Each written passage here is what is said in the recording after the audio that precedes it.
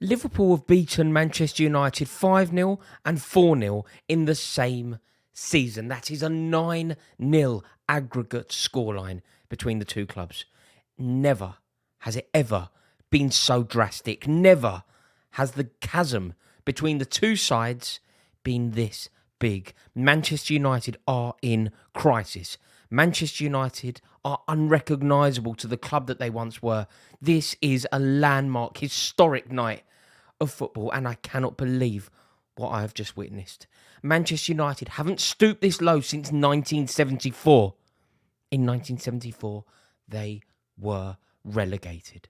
This was horrific from start to finish.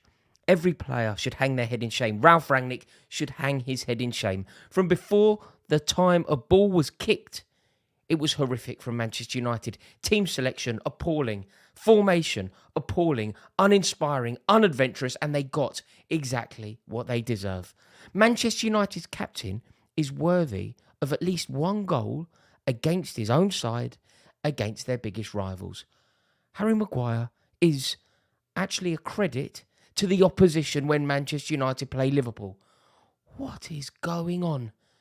And when you put that up against the brilliance of Liverpool, if you juxtapose who Manchester United are currently with who Liverpool are currently, the gap between the two sides is startling. Liverpool were sharp, they were clever, they were inventive, they were determined, they were hungry. And that is everything that Manchester United were not.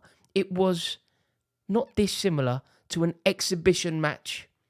It was borderline friendly. The ease at which Liverpool won that game, the ease at which Liverpool were cutting through Manchester United, the ease at which they opened the scoring.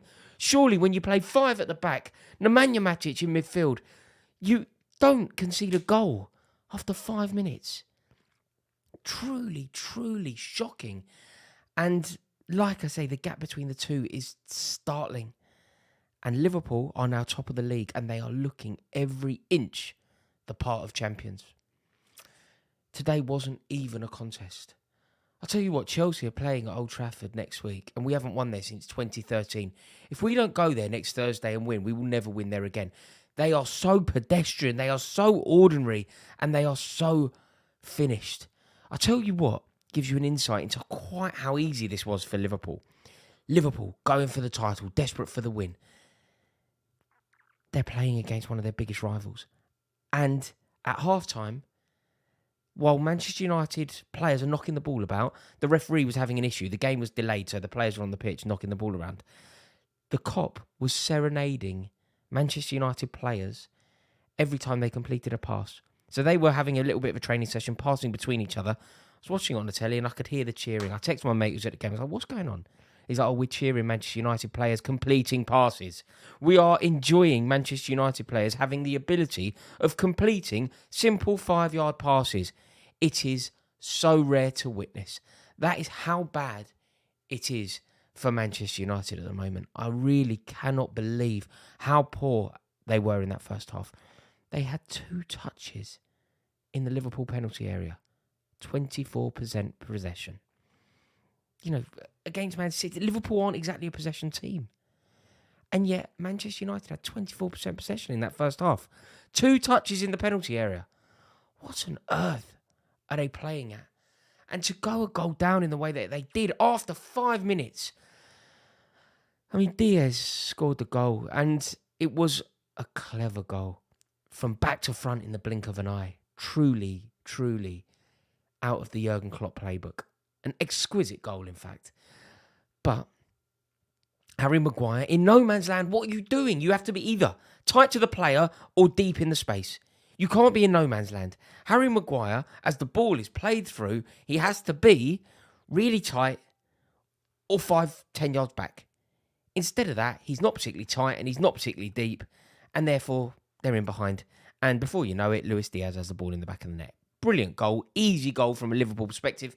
And annoyingly, from a Manchester United perspective, I don't know why I'm getting annoyed, I quite enjoyed it. But that's how infuriating Manchester United are. Even a neutral can get annoyed with it. They played into Liverpool's hands. Liverpool are expert at what they do, but you know what they're going to do? They're going to try and get in behind you. And they were doing it with ease. And the second goal was equally glorious. This time, though, I would say that Dalot was asleep. Like the Mane pass, unreal. Sadio Mane's reverse first-time pass was truly sensational. In fact, we should probably acknowledge the ball before the ball. The first-time Mane pass was Matip pass was fantastic. The Matip pass straight in, and then the round-the-corner pass from Mane was scrumptious. And that allowed Mohamed Salah to break his goal drought, if we're calling it a goal drought. By his own standards, it was a goal drought. And that was a truly, truly brilliant goal. The first touch from Salah as well, before putting it in the back of the net, is a simple goal by his standards to finish. But the first touch, it was up there. But we have to give Sadio Mane his moment. What a week he's had, by the way, on the score sheet tonight. What he did at Wembley the other day, that ball round the corner was probably the best pass of the game. Although we should probably talk about Thiago Alcantara if we're going to talk about excellent moments in a match. He is everything that I want to be when I'm on a football pitch. The ease with which he carries the ball, the cleverness with which he plays every single pass. Every single pass is methodical. It's thought out. It's a game of chess. It almost makes the recipient's mind up for him. If he plays you a pass, he'll play it at a particular weight, which dictates what you should do thereafter. He'll play it into your feet with pace, which means flick it on. He'll play it into your feet slowly, which means draw the foul. He'll play it into your feet to allow you to have the easiest possible situation. He puts a lovely spin on the ball. I remember Paul Scholes used to do that. Paul Scholes, playing for England, played a ball over the top. I think when England played Scotland for Ian Wright to score. And he put a backspin on it. It was like a golf shot. Paul Scholes played it over the top, that when it landed, it just dropped down dead. And that is what Thiago Alcantara can do. The way that he rolls his foot over the ball to draw the challenge, and then he's gone, burst of pace, he's gone. He was mesmerising tonight. Truly, truly sensational.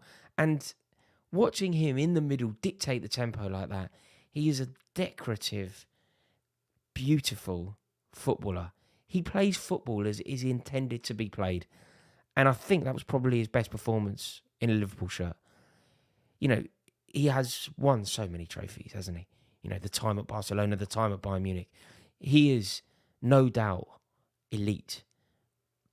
But I would say that it's this season that we've started to see quite how good he is in a Liverpool shirt. But to watch him tonight, the standing ovation that he got from the Kop was truly, truly well-deserved.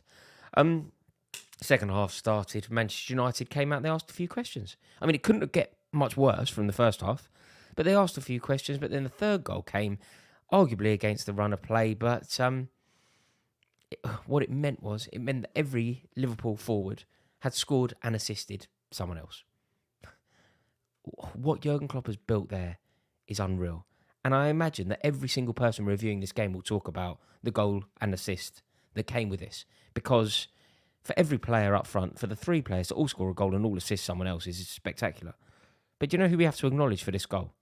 I'm not even giving it. The difference on this channel. Watch this goal, Andy Robertson.